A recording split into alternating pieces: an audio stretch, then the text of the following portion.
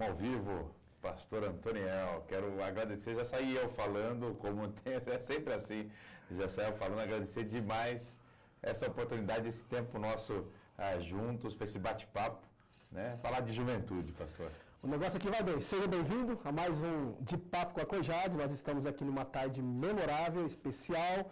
Estou aqui com o vereador, irmão, servo de Deus, presidente da Câmara Municipal de São Paulo, vereador Eduardo Tuma, uma carreira política jovem, interessantíssima, e é por isso que nessa tarde tem muita coisa boa para a gente aprofundar e trocar ideias aqui com você que está do outro lado. Curta, compartilhe, porque tem muita coisa boa para a gente conversar aqui. Muito obrigado, vereador, muito obrigado, Eduardo Tuma, por estar conosco, por participar conosco. Imagina, uma alegria, eu te agradecer demais a oportunidade, também fazer menção aqui do pastor presidente, pastor Alcides Fávaro, agradecê-lo na condução do Ministério da Assembleia de Deus do Ipiranga, agradecer a você, pastor, pela oportunidade, porque você sabe que essa nova geração, os jovens, não só precisam, como devem se interessar por assuntos como esse de hoje à tarde, a política em si, né? Achei importantíssimo.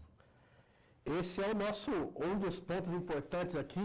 Antes, um forte abraço ao nosso pastor presidente, a toda a diretoria, toda a liderança que está conosco aí nessa tarde, participando, engajando a juventude. Mas é muito especial, vereador, o convite para você aqui nessa tarde, porque você também tem um currículo, fora essa questão de vereador, chamou a atenção sua formação, e eu quero falar aqui, né, o Eduardo, ele é formado em Direito, ele é graduado aí em Direito, pós-Direito, doutor, mestre, então assim, é uma área que... Eu tenho um bacharelado em Direito, aí eu fiz uma especialização, um mestrado, um doutorado e um pós-doutorado. Eu verticalizei minha carreira porque eu sempre acreditei que, ao estudar bastante, eu poderia servir melhor a população na função que eu desenvolvo hoje na Câmara Municipal de São Paulo. E foi assim desde o começo. Então, assim, agradeço a Deus porque tive a oportunidade de ter uma boa formação. E agradeço a Deus porque essa boa formação pode também proporcionar para a população uma lei mais tecnicamente adequada, mais eficaz, e não só para a cidade como um todo, pastor, mas eu acredito também que para a igreja na cidade de São Paulo é importante. Vou falar igual um psicólogo aqui, guarde a ansiedade, porque antes disso a gente quer saber da sua origem, falar igual o Jonas lá, vereador, onde que o senhor nasceu? Como que foi essa fase da infância aí? Vamos chegar aqui do começo para subir o nível aqui. Como que é essa história sua de vida de infância aí? Eu sou paulistano da Gema, né? Sou nascido no centro da cidade de São Paulo. Eu venho de uma família de políticos, mas eu também tenho uma ascendência árabe que acaba me influenciando bastante. Eu sou a terceira geração de presbiterianos na minha família. Então, meu bisavô era pastor presbiteriano no sul do Líbano, nas colinas de Golã. Sul do Líbano. Pois é. E aí veio fugido na perseguição cristã que teve lá. Teve a ver com a guerra, não? No momento de guerra, Segunda Guerra, nada a ver com esse momento? Teve a ver com o momento em que os cristãos estavam sendo perseguidos naquela região. E aí, para cá viemos, a família toda se instalou aqui na cidade de São Paulo, e eu tive essa influência, que é uma influência protestante, presbiteriana, cristã, na minha vida. E desde pequeno, você sabe que é interessante, eu tenho uma passagem que para mim é muito viva. Minha mãe lendo o livro de Salmos toda noite antes de eu dormir. E a Bíblia é muito verdadeira quando ela fala que a gente ensina o caminho da criança ou para a criança, e mesmo depois de velho, ele não se desvia dele, né? Ensina no caminho que deve andar, e essa semente ela é profunda, né? Já estamos começando bem, hein? Curta e compartilhe essa transmissão, porque é só o começo de um bom papo que ainda vem pela frente aí. Uma coisinha para nós aqui, sonho de criança, tem alguma coisa que lembra, que alimentasse aí? Olha, sonho de criança, boa pergunta. Por incrível que pareça, assim, o meu sonho era poder ter essa atividade, essa função junto com a população. Eu sempre senti isso como uma missão que eu tinha, né? Então, desde pequeno me envolvi com projetos sociais e isso acabou me levando à política. Então, esse era um sonho E aí eu posso dizer que, graças a Deus, se concretizou, um sonho que se concretizou, que era poder trabalhar na política. Isso é muito bacana. Eu de papo com a Cojade há vários episódios já, nós sempre levantamos essa origem, porque muitas coisas acontecem, parece que caiu de paraquedas, né? Aconteceu de um dia para a noite, mas tudo tem um histórico, por isso que nas nossas entrevistas nós passamos pelo começo de tudo, para que se entenda a chegada hoje, aonde chegou, tem um histórico e que muitas vezes serve vereador de inspiração para muitos jovens, por isso que a gente continua insistindo, curta e compartilhe a transmissão aí, para que muitas pessoas sejam abençoadas nessa tarde. Algumas coisas aqui, falando dessa fase de escola, né? Já que você fez aí um leve adendo nessa questão de escola, tem um assunto hoje que é muito importante e também é perigoso, né? É discutido na mídia, é discutido entre os psicólogos, entre os psicopedagogos, que é essa problemática do bullying. Na minha época, naturalmente que tinha, os nomes não eram tão chiques assim, mas tínhamos, né? Eu, gordinho, sofri algumas pressões por esses problemas aí. Mas na sua fase de escola, tinha esses negócios muito declarados? Sofria esses problemas? Não? Como que era esse negócio aí? Sofria. A gente dava outro nome para isso, né? Era uma brincadeira de criança, a expressão era essa, né? Um zoava o outro, tirava sarro do outro. Mas você sabe que era um pouco diferente do que é hoje. Porque a gente não encarava isso de uma forma tão assim ruim. Sim, sim. Um brincava com o outro, tirava sarro, aí a disputa era para ver quem conseguia fazer o outro ficar zoar mais. Então, assim, tinha na minha época, na nossa época, tinha. Ao mesmo tempo que não era visto de forma tão ruim como é hoje. Claro que hoje também as brincadeiras são outras. Então, por exemplo, na minha época, eles brincavam um pouco com o meu nome. Tomate, se você quer não sei o que lá, então turma para você. Era uma coisa assim meio até ingênua, a brincadeira era boba. Assim, a gente brincava, né? Um era mais alto, outro era mais baixinho, um era mais magrinho, outro era mais gordinho. A gente tinha essas brincadeiras. Hoje as brincadeiras são um pouco piores, né? Você tem uma exposição, principalmente por causa da internet, que ultrapassa o limite do aceitável, do respeito, e aí por isso que hoje o bullying precisa ser combatido nas escolas, né, para não traumatizar crianças atuais, né, ou seja, assim, ter um trato melhor do que tinha antes. Porque eu vejo e pergunto para você, você cresceu traumatizado porque brincavam com você na escola? Eu acho que não, né? E isso me força a contar um segredinho que vai ficar aqui dentro do estúdio, viu? Faz conta que ninguém está assistindo aí. Na quinta série, nós estudamos sobre um tecido do corpo, tecido conjuntivo frouxo, ele era de gordura. Pra quê, rapaz?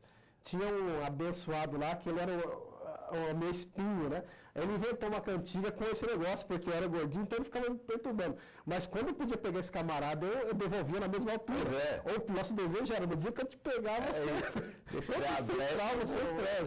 Então, mas é isso, né? Também assim, não é que isso... Você hoje lembra disso de uma forma jocosa, era engraçado, era uma piada, né? Um fazia piada com o outro. Então, assim, até a gente encarava as coisas de uma forma mais leve, né? Hoje também é um pouco, assim, muito acima do que é aceitável. As pessoas estão muito, assim, rescaldadas, muito estressadas. Eu acho que precisa ter uma leveza um pouco maior. Contexto social mudou muito, né? Então, se o contexto social muda, o formato de encarar as coisas mudam também. E é onde, de fato, nós temos esses enfrentamentos hoje. E todos que lidam com a educação têm esse cuidado, porque mudou-se o contexto, a forma de encarar que nós encarávamos, hoje já não é mais assim, né? Então essa mudança social, ela leva para esse caminho.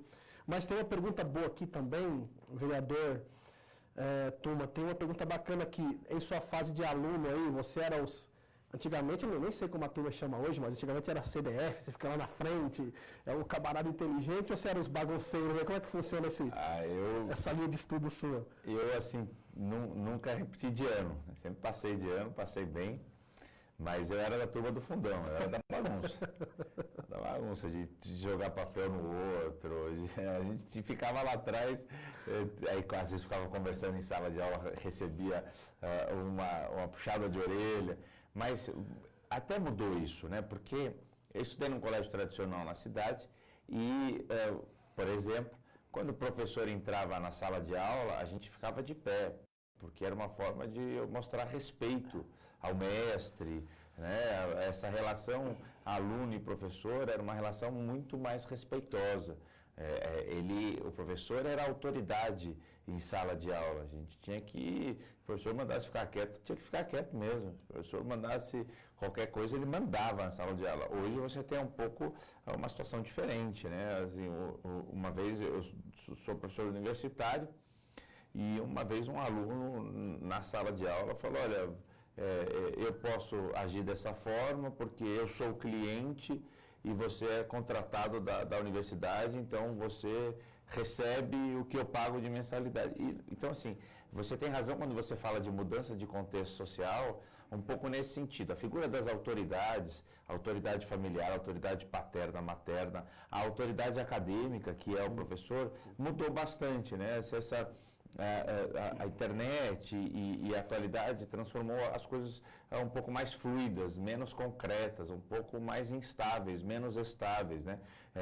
Então, assim, desmontou, desconstruiu um pouco da organização social, o que é perigoso, o que é extremamente perigoso e preocupante, inclusive, né? Mas por que eu estou dizendo isso? Porque você perguntou para mim, você era CDF ou era da bagunça? Eu era da bagunça, mas ao mesmo tempo, assim, dentro de um limite. Então, eu nunca ousei levantar a voz para um professor em sala de aula. Quando isso acontecia, era um evento na escola. Você viu, fulano falou com o professor lá, gritou, foi parar na diretoria, tomou uma suspensão de 3 dias. Só que lá, hoje em dia é normal um debate assim, isso é ruim. Mas enfim, eu acho que a gente tem que ter um pouco dessa consciência de que, independente da tua atuação, o respeito é sempre bem-vindo, sempre tem que vir em primeiro lugar. Isso é fato. As mudanças sociais são inevitáveis, né? O ciclo da vida, o ciclo social, ele muda de tempos em tempos, de gerações em gerações, de estação. Mas existem algumas bases que é muito complicado quando se mexe. Você citou o grande perigo aí dessa base, essa mexida nessa base do respeito e da moral, porque eu, de fato, também, estudando no norte de Minas Gerais, eu lembro de épocas em que na escola cantava-se hino nacional, lembro também de freira, a freira ela ia fazer, em fila, todos os alunos tinham que rezar o Pai Nosso. Eu, devido à minha profissão de fé cristã, evangélica, eu não rezava, mas eu ficava ali calado, né, na fila, respeitando a reza, e só depois íamos para a sala de aula.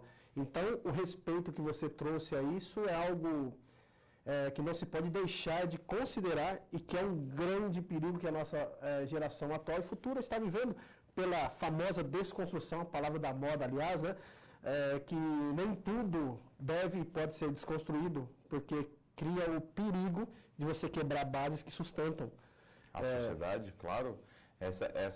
A questão, quando a gente fala, né, a gente é da igreja, evangélico que somos, os valores da família, os valores da sociedade, tudo isso com base bíblica, é muito mais do que uma questão ideológica, é muito mais do que uma questão de uma bandeira, de um ideal, apesar de ter toda a força bíblica que tem, é também relacionada à questão social. Se você começa a permitir a desconstrução do que a própria Constituição chama da célula mãe do tecido social, você acaba desconstruindo a sociedade em si. E quando você desconstrói a sociedade em si, você vai começar a ver comportamentos que são, primeiro, indesejados, né? Então, como eu disse, você pega nos Estados Unidos uma criança de 10 anos que liga para a polícia e fala, olha, meu pai está me batendo, e a polícia vai e prende o pai. Você fala, como assim? Uma reprimenda, um castigo, né? Uma disciplina numa criança é absolutamente benquista. Eu sou dessa teoria. Né? A Bíblia também fala que a gente tem que disciplinar mesmo com vara, porque aprende. Depois, lá na frente, vai ser o melhor cidadão, vai ser o melhor ser humano. Então, assim, a gente precisa tomar cuidado com aquilo que a gente chama de regras conservadoras, tal, que na verdade não, é o que mantém a sociedade íntegra. Porque, do contrário, você começa a ter uma desconstrução, alguns comportamentos, públicos, inclusive, como é uma questão bastante polêmica, o uso de maconha, legalização da maconha. Você começa a permitir certas condutas e você não pode nem criticar mais. Quer dizer, legalizou, a pessoa vai consumir do seu lado, vai consumir perto do seu filho, você está passeando com seu filho de 3 anos, tem um sujeito fumando maconha na rua e você não pode nem dizer para ele apagar, porque você vai estar cometendo algo contra a lei a partir do momento da legalização. Por isso que a gente tem que lutar contra esse tipo de bandeira, esse tipo de disseminação ou quebra de comportamento na sociedade para mantê-la inteira.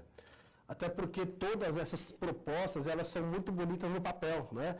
Quando você, na prática, vê a quebra de regulamento sendo feita, incomodando, aí é onde o peso recai. Ou seja, né, decisões feitas no papel, mas socialmente na prática ela causa prejuízos enormes, sociais e por gerações e gerações. Então a igreja faz muito bem esse papel, né, de manter uma linha, uma conduta de fé, de postura, de moral, que tem tudo a ver não com ideologia, mas justamente com convicções de base na qual nós estamos aí alicerçados, né? Vereador, uma coisa bacana aqui, você tem essa grande formação aí na área do direito. Quando você decide se tornar jurista, se é que eu posso dizer assim, né? Quando você decide estudar a carreira jurídica? Eu venho de uma família de políticos, né? Meu pai é advogado, minha mãe é advogada, minha irmã mais velha é advogada, meus primos advogados, Ixi. meus tios. Então, assim, é um pouco, assim, a natureza. Então, eu fui influenciado nesse sentido, ao mesmo tempo que isso me deixa bastante confortável. Essa foi a minha escolha. Eu sempre tive essa liberdade dentro de casa de escolher aquilo que queria fazer. E quando eu escolhi para áreas de humanas, claro que com a influência, mas era porque eu enxerguei na advocacia uma forma de, como diz a própria Constituição brasileira, de administrar a justiça. Então, defender aquele que talvez não tivesse dinheiro, por exemplo, para pagar um advogado, que, aliás, foi o meu primeiro estágio. Quando eu entrei na faculdade, eu logo no segundo ano comecei a estagiar na Procuradoria de Assistência Judiciária, que é a advocacia pública para aquele que não tem recurso financeiro para pagar um advogado. E na área de família, então a gente resolvia muitos conflitos, etc. Então eu enxerguei também na advocacia uma forma da gente construir melhor a sociedade, reparar algum tipo de falha, de erro. Bacana. Então, hoje você tem uma dificuldade, eu não sei se envolvido a questão muito desemprego ou muita oportunidade de estudo, que antes nós não tínhamos. É verdade. Acontece que tem uma gama de jovens que ficam querendo estudar, mas não sabem o que fazer. O que você orienta? Que conselho? Você está falando aí com o Departamento Jovem da Assembleia de Deus de Ipiranga. Curta e compartilhe a nossa transmissão, porque ainda vem muita coisa boa. Mas que conselho, vereador, para essa turminha? Você já tinha decisão, você tinha uma cultura familiar que te ajudou. Mas e quem não tem e foi aberta a porta, ele está se esforçando para a faculdade, como decidir esse negócio? Que dica que você dá?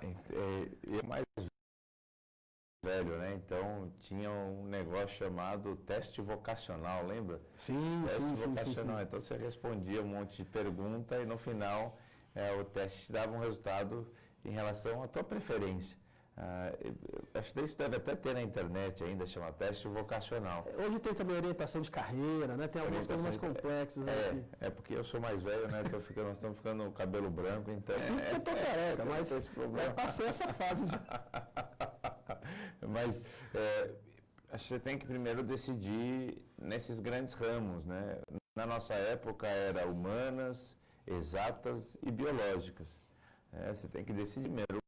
Assim, por exemplo, eu não posso ver um corte. Se esse cortar aqui, é capaz de eu desmaiar ali, porque eu não tenho esse tipo de tato. Tem gente que dá super bem e que acha que essa é uma forma de ajudar as pessoas. Se você colocar um projeto de engenharia na minha frente, com complexos, eu também vou ficar totalmente perdido. Agora, se você colocar uma lei, se você colocar uma tese de sociologia, se você fala de antropologia, sobre o homem, enfim, se você começar a conversar comigo sobre filosofia, é um negócio que me interessa e eu gosto. Eu gosto dessa questão do diálogo, do debate, da argumentação, da construção lógica em cima de um raciocínio, de uma teoria, de criar novas teses, enfim. Então, eu fui para a área de humanas.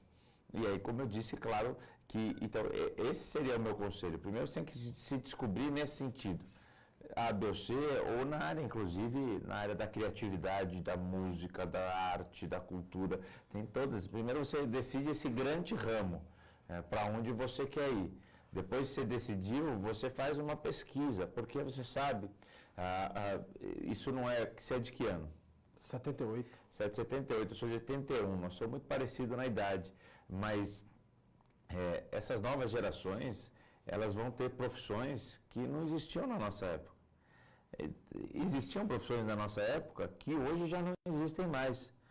Eu vou citar duas. O datilógrafo, a pessoa que usava a máquina de datilografar. Eu fiz curso de datilografia, poxa. O teclado QWERTY ali, então você aprendia a manusear as teclas da máquina de escrever.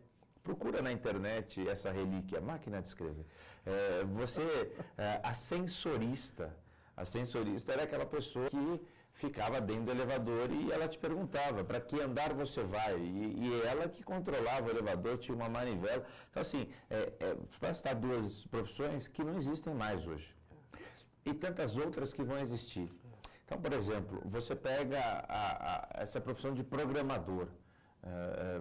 É uma profissão hoje requisitadíssima. Nessa área da tecnologia da informação, existem profissões que são requisitadas e que pagam muito bem. Né? Então, você perguntou qual é a dica. A dica é essa, assim, descobre o ramo e depois você vê dentro desse grande ramo quais são as profissões existentes. Humanas, tá bom, entendi humanas. Bom, você pode ser advogado, você pode ser psicólogo, você pode ser sociólogo, eventualmente pode ser filósofo, você pode ter uma série de profissões dentro desse grande ramo e eu acho que esse seria um primeiro caminho. Hoje você disse muito bem, o acesso à educação ele é muito mais facilitado do que era antes, fundamentalmente na educação superior, que antigamente, imagina, estudar na faculdade era um privilégio de pouquíssimos. Hoje em dia você tem acesso a um pouco mais, até porque o governo federal tem programas nesse sentido, né? O FIES, etc. Então, assim, descobre o grande ramo, mas uma dica que eu dou para encerrar essa fala busque, vá atrás, estude e etc. Ainda pode-se dizer o que for, mas ainda é aquilo que ninguém tira de você. O teu estudo, né? A tua diplomação, isso ninguém vai tirar de você. Isso é bacana nas nossas transmissões, quando há assunto relacionado a estudo e algo do tipo. Essa regra nunca mudou. Né? Fácil ou difícil, a questão de buscar, estudar, entender. Essa regra base ela é a mesma desde o passado. Né? O que mudou são as facilidades. Na mesma faculdade hoje você vê um aluno que está pagando, outro que paga um pouquinho, outro que não está pagando nada porque está assessorado por um programa governamental. Então, buscar hoje as possibilidades e oportunidades hoje é muito mais fácil e querendo é possível, né? Querendo é possível, mesmo em tempos de pandemia, onde nós estamos vendo aí faculdades abrindo cursos online de graça e uma gama de possibilidades. Eduardo, vamos mudar um pouquinho de assunto aqui? Por favor. Falar um pouquinho de vida religiosa. Como era o ambiente religioso da sua família até o momento em que você decide por si só? Eu vou dar uma dica, por exemplo. Eu nasci num lar de pais cristãos, mas de fato, em algum momento da minha vida, eu decido que eu quero seguir a Cristo, né? Ou seja, uma temporada de jovem e adolescente que eu vou tocando do meu jeito. Essa é a pergunta, como era o seu ambiente religioso e em que momento, como se dá a sua conversão, que você fala, não, eu quero seguir a Cristo, esse é o caminho e aí vai. Eu, como eu disse, esse meu passado presbiteriano, minha mãe levava a gente na igreja presbiteriana ao Jardim das Oliveiras. Então, levava tudo final de semana, minha avó ia junto. Então a gente teve essa educação cristã. Dentro de casa, a mesma coisa. Assim. Eu lembro de ter 1, 2, 3 não Bíblias abertas no Salmo 91 como se fosse um amuleto, um talismã, não. Existiam Bíblias espalhadas pela casa porque minha mãe sempre lia e estimulava a gente a ler também. E até é interessante você estar falando, isso, olha que coisa interessante, isso eu lembro da minha infância, meu pai recém-falecido em 2019, em janeiro de 19, mas eu vi minha mãe ler a Bíblia para o meu pai mesmo quando ele estava incapacitado. Então, no final da vida, meu pai já debilitado na cadeira de rodas e minha mãe abria e lia a Bíblia para meu pai. Então, como é profundo o impacto cristão vindo da minha mãe na minha vida. Eu desviei na adolescência. Eu, entre os 16, 15, 16, até um pouco antes, eu desviei, fui para o mundo, fiquei até os 21 e com 22 eu voltei, eu fui reavivado no Espírito, na Igreja Bola de Neve, onde eu sou presbítero hoje, mas mesmo quando estava lá no mundo, eu lembrava das palavras, a gente, talvez num momento de um pouco maior solidão, na adolescência, eu lembrava da influência da Bíblia, dos ensinamentos da minha mãe, das histórias da Bíblia, e o quão importante é isso, né? O quanto isso me influenciou e o quanto isso criou uma atmosfera espiritual e que se transpõe sempre para uma atmosfera familiar, assim, muito pacífica, e o que o mundo não tem para oferecer. Então, nesse momento que eu estava desviado, a gente não tinha paz, mas dentro de casa a paz existia. Quando eu voltei para a igreja, evidentemente, eu redescobri a Bíblia, né, a palavra de Deus e a paz que ela traz. Isso é profundo, essas conversões nossas, principalmente para quem já tem uma experiência cristã de novo, de berço, ela tem um momento em que você dá o seu start, né? Tem hinos antigos, eu lembro da épocas passadas, não me lembro agora o cantor, com todo respeito eu digo, mas é assim, filho de crente não é crente, Deus não tem netos, ele tem filho, você tem que aceitar a Cristo por sua decisão. E essa é uma mensagem para a nossa juventude, da COJAD, da nossa confederação de jovens, em que as decisões de seguir a Cristo, elas são únicas. Não tem ninguém que possa fazer isso por nós. Porém, os exemplos de família, quantas vezes eu cheguei em casa e vi meu pai ajoelhado, ele era meu pai semi-analfabeto, mas ele lia a Bíblia alto e orava alto, assim. Então isso eu lembro com muita clareza. E quantas vezes chegava em casa nos momentos de rebeldia, via ele orando alto assim, eu me envergonhava, né? Porque eu sabia das atrapalhadas que tinha feito. E aquele exemplo, um exemplo apenas de vê-lo orando e orando, aquilo me arrebentava, né? Até que também, eu acho que nessa pegada de uns 20 anos, 19, eu decido, não tem que de fato decidir, né? Tem que decidir. E assim toca-se o encontro e a vida com Cristo. Bom, você já respondeu aqui, eu te perguntar se na igreja onde você congrega hoje, na Bola de Neve, se você tem algum cargo ministerial, presbítero, né, na Casa de Deus.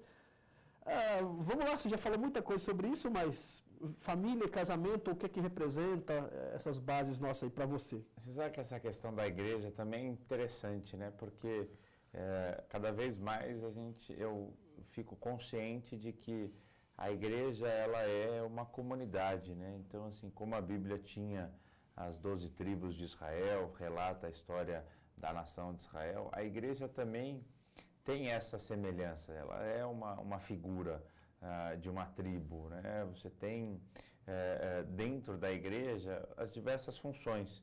Então, quando eu cheguei no Bola, eu logo quis exercer alguma função ministerial. Tem um ministério lá que chama Ministério dos Atalaias, então um ministério que cuidava no culto dos carros estacionados fora, a gente ficava rodando os carros para ver se não tinha problema, cuidava do ambiente, etc. Daí eu passei para o Ministério dos Boas-Vindas, um ministério que cuidava das pessoas que estavam chegando à igreja. Então, a gente recepcionava com a cordialidade necessária, orientava um lugar, depois, se era um visitante e tinha se decidido por Cristo, a gente acabava passando o telefone de uma célula para cuidar daquela vida. Aí, da boas-vindas, eu fui para a intercessão, ministério em que se ora bastante, né, o Ministério da Intercessão, então a gente ficava em oração, e aí dali eu fui para o diaconato, que é o garçom da igreja, aquele que serve, e aí para o presbitério. Então, assim, é interessante isso, porque a igreja, ela não é só o pastor pregando no púlpito. A igreja, ela é muito mais do que isso. A igreja, sob esse ponto de vista, é uma comunidade que insere você dentro dela e você se sente ativo, produtivo, porque você tem funções ministeriais, você não está só sentado no banco da igreja e você está produzindo algo que é eterno. Né? A Bíblia fala que o meu trabalho no Senhor não é em vão, que a gente tem que acumular no céu e não na terra, e etc. Então, assim, o trabalho ministerial, ele tem um fruto que muitas vezes não é um fruto, a maioria das vezes não é um fruto físico, natural que você vê, mas é um fruto eterno. Você está ajudando a cuidar do corpo de Cristo. E aí, já que eu estou falando e falo bastante, disparei a falar, ouvi esses dias algo que foi muito impactante para mim. Essa questão de cuidar do corpo de Cristo e como isso se traduz na minha vida política. O José de Arimateia, que era um senador, e era um senador de posses, ele que foi ali resgatar o corpo de Cristo. Né? Foi ele que cuidou, ele que ofertou a Cristo um local de sepultamento, né? Da cruz ao sepulcro. Sim. E olha que figura interessante que é você dizer isso. José de Arimateia, como político, cuidou do corpo de Cristo. Eu, como membro da igreja, quando estava em algum ministério, eu estava ajudando a cuidar do corpo de Cristo.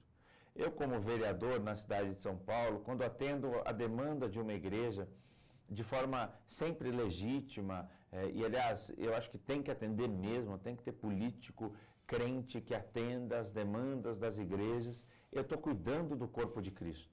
Então, assim, é isso que pauta a minha vida cristã sempre. Não que Deus não precisa de mim. Tem muitos melhores do que eu por aí e fazendo muito melhor do que eu faço também. Ao mesmo tempo, Ele é tão misericordioso que Ele decidiu me usar. E Ele permitiu que eu cuidasse do corpo de Cristo. Então, para mim, é impactante. Eu digo que Deus, Ele nunca precisa de nenhum de nós, mas Ele conta conosco. Ele conta, Ele nos dá uma missão, nos dá uma responsabilidade, cabe a nós levar isso a sério e cumprir com a melhor qualidade, da melhor forma possível. Mas, boa, vereador, já que você entrou nessa questão política, o cerne dessa entrevista, estou conversando aqui com um político, um servo de Deus, mas com um político e jovem, né? O tema da chamada que eu peço para você curtir e compartilhar é o jovem cristão, juventude cristã e política. Notadamente, falar de política na igreja depende da cultura e do local, não é um assunto muito fácil. Nós não temos uma grande adesão. E o que me chama a atenção nós estamos num Estado democrático, de direito, democracia, claro. E o que acho mais lindo na democracia, quando você elege deputados, senadores, vereadores, você está elegendo pedacinhos da sociedade. Então, você é de raiz cristã, tem o outro que defende a causa dos animais, o outro que defende a causa dos negros, e aí vai. Você tem várias pessoas representando pedaços de um todo. Tem razão. Então, isso me chama a atenção, porque se a igreja não se engaja politicamente, outros o farão. Mas é aqui que eu quero entender isso com você. Essa insatisfação tem várias possibilidades, e a questão do não engajamento, talvez cultura mesmo, não política da igreja. Mas, visto que em algum momento você decidiu, tem um aporte da família, tem uma cultura, mas você decidiu servir a Deus também na política, né? Você é um jovem, 39 anos, mas com 31, né, você foi eleito, pelo que eu conheci da sua história. 31 anos, um jovem vereador na cidade de São Paulo. Como que é esse negócio de um jovem decidir se tornar político? E o porquê dessa, talvez, não interesse, uma vez que a democracia é a coisa mais linda que tem, né? Nós temos liberdade de colocar uns pedacinhos nossos lá. Então, como que você se envolve, decide se tornar político, e qual a sua visão sobre esse baixo engajamento da juventude na política, especialmente a juventude cristã? Interessante, né? John Doe fala que nenhum homem é uma ilha. Nós somos todos partes de um continente. E é exatamente na soma das partes que o todo se forma, né? Então, assim, é isso. A sociedade tem essa complexidade, é multifacetada. Você tem pessoas que defendem uma bandeira, uma região, um sindicalista, um classista, alguém que defende a região Zona Sul, Leste, Oeste, ou um segmento, aquele que dialoga, vamos falar aqui de religião, o cristianismo, aí você tem o espírita, um bandista. Sim. Você tem essa complexidade e todos juntos é que formam a sociedade e dentro da democracia brasileira, que é a possibilidade e o direito, na verdade, o direito de escolha política. Quando a gente fala em cidadania, a gente fala que a maior ligação que a pessoa tem com o seu Estado, a maior capacidade, o maior poder de influência que a pessoa tem, já que a palavra hoje rede social é influencer. Então, assim, o maior influencer hoje em dia é o voto. Assim, essa capacidade de escolha por intermédio do voto para eleger o seu candidato é o seu instrumento mais poderoso na democracia brasileira. Então, assim, talvez essa geração mais nova é uma geração que tem um interesse menor. Interesse menor no seguinte sentido: antigamente, quando a gente falava numa vida estável, a gente falava em você ter, você comprar um carro, você comprar uma casa própria, você trabalhar numa empresa, 30 anos na mesma empresa, num banco, você crescer na carreira, você começar office boy, que existia, hoje também não existe mais, office boy, e terminar presidente da empresa depois de 30, 40 anos. Esse era o ideal de vida. Hoje em dia, essa nova geração tem como ideal de vida ter uma bicicleta, alugar um quarto e sala e viajar o mundo. E tirar fotos e receber likes. Então, assim, você percebe que a perspectiva do ideal de vida mudou muito. Acontece que esse descolamento também é ruim, porque o que você acabou de falar é perfeito. Se você não se interessa por política, quem gosta e quem se interessa vai ocupar os espaços.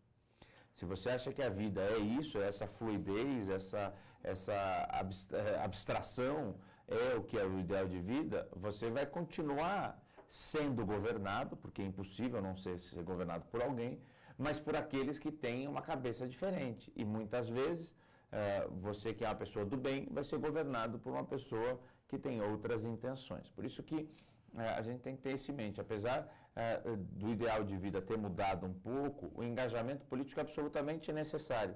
Até mesmo, se você for levar em consideração, a possibilidade do político promover ou propiciar uma vida menos dura, ou vamos lutar pelo modal alternativo de transporte. Ao invés de ser dependente do automóvel, vamos criar uma dependência de uma bicicleta, de um modal alternativo de transporte, essa é a expressão. Então, mesmo que você não tenha interesse, você deve procurar conhecimento e deve procurar exercitar esse seu direito de escolha por intermédio do voto, ainda que você queira manter o seu padrão, a sua forma de viver em sociedade. Por isso que, acho que não quero ser muito complexo, estender muito o raciocínio, mas é por isso da importância de se interessar e de se fazer boas escolhas em relação à política. Isso é bacana, estamos tratando isso dentro do âmbito da juventude cristã. Não é só votar no vereador Eduardo Turma, Tem razão. presidente da Câmara dos Vereadores do Estado de São Paulo, a Câmara Municipal. Não é só votar no deputado e no senador. E daqui 4 anos voltar a falar nisso. Não, você hoje, as plataformas digitais, todos têm. Tem você toda a razão. tem contatos, comitê político. Então, quem votou tem acesso a falar, né? Tem assessoria que fala com as pessoas. Então, é votar e estar de olho, cobrar, conversar e mostrar as realidades. Não é isso, vereador? essa questão da cidadania e o exercício dela por intermédio do voto, ela é um ponto no tempo, ela é uma ação só, o sujeito vai lá no dia da eleição e vota. Mas você tem toda a razão, porque o exercício da cidadania ele é constante, ele não se dá num único momento. E hoje, ainda mais, com as redes sociais e com toda essa gama de instrumentos de diálogo, de interação, de voz, você precisa estar acompanhando a pessoa. Ainda que você tenha votado num candidato que não ganhou a eleição, você tem o poder como cidadão de cobrar aquele que foi eleito. Então, a gente fala, votaram ali em 2016, os candidatos eram o Fernando Haddad do PT e o Dória Covas, né, o João Dória e o Bruno Covas pelo PSDB. Aí o Dória ganhou no primeiro turno. Mesmo quem votou no outro partido, no outro candidato, pode cobrar o candidato que ganhou ao longo do tempo. Pode usar esses instrumentos, porque no final é uma função pública. No final, quem paga o salário do político é o povo. Eu costumo dizer isso. Vereador na Câmara Municipal de São Paulo é alguém que serve a população paulistana. Eu sirvo, eu sou servo. Aliás, eu sou contratado pela população para dar resultado, assim como o sujeito é contratado por uma empresa privada. Tem que dar resultado. E no nosso caso, a cada 4 anos, esse contrato ou é renovado ou não é renovado. Ou a população me contrata de novo, ou ela não me contrata, ou ela me despede. Então, assim, você tem toda a razão. O acompanhamento tem que ser constante, até para que a resposta a essa população seja também constante. Quanto mais acompanhamento, quanto mais cobrança, mais se produz, mais se escuta as vozes da rua, mais se tem a clareza da situação ou das demandas da população para poder dar resposta adequada a essas demandas. Que bacana. Nós estamos nos minutos finais dessa boa entrevista, nem vi passar, ainda dá tempo de você compartilhar. Estamos aqui tirando boas dúvidas e também trazendo aqui luz a essa questão tão emblemática que é a política, porém num país democrático, abençoado por Deus, em que nós temos que fazer o papel de cidadão. O vereador acabou de falar aqui, você tem a oportunidade de ser, nesse ponto, um patrão de fato. Se não servir o trabalho, daqui 4 anos, você renova ou não. As palavras do vereador. Vereador, nós estamos aqui nos minutos finais. Vamos lá. O que um vereador faz? O que um presidente da Câmara Municipal de uma cidade, que é um país, São Paulo é um país dentro de um país, né? É verdade. Então, por isso, são 2 perguntas. E a terceira, depois que você me responder, em cima dessas aí. O que o vereador faz, o que o presidente da Câmara faz? Olha, o vereador ele tem 2 missões primordiais.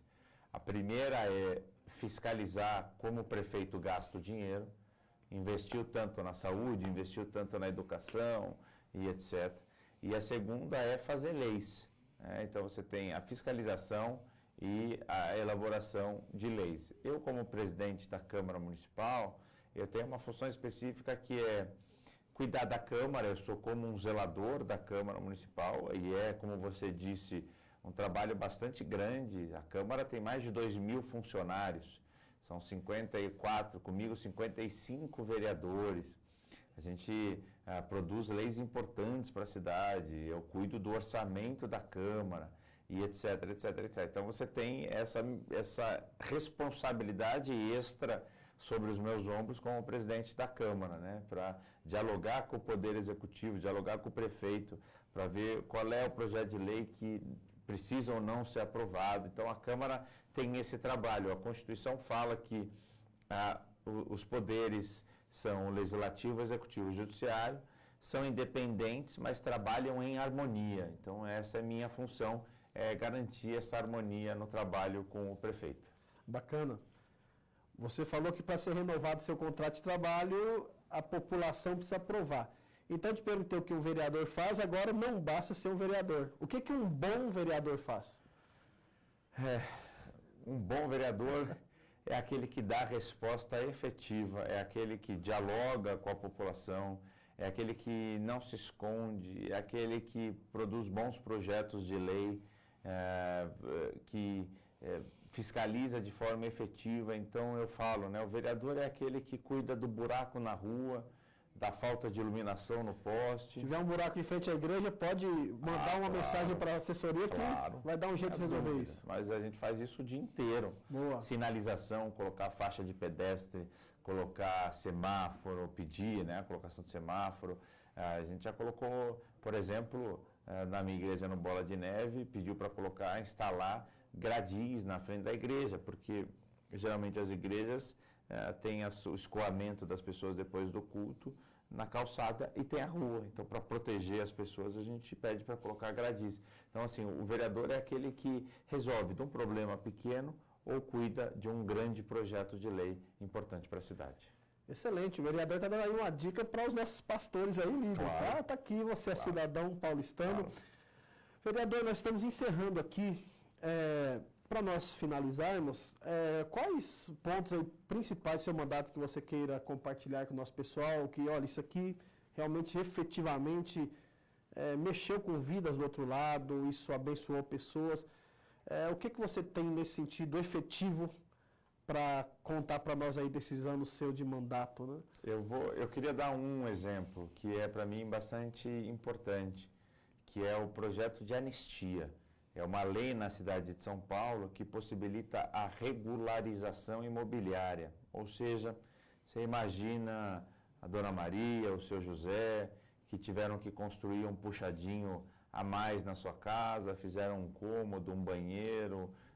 Você imagina um estabelecimento, uma igreja, que também teve que fazer uma sala a mais no seu templo. E de acordo com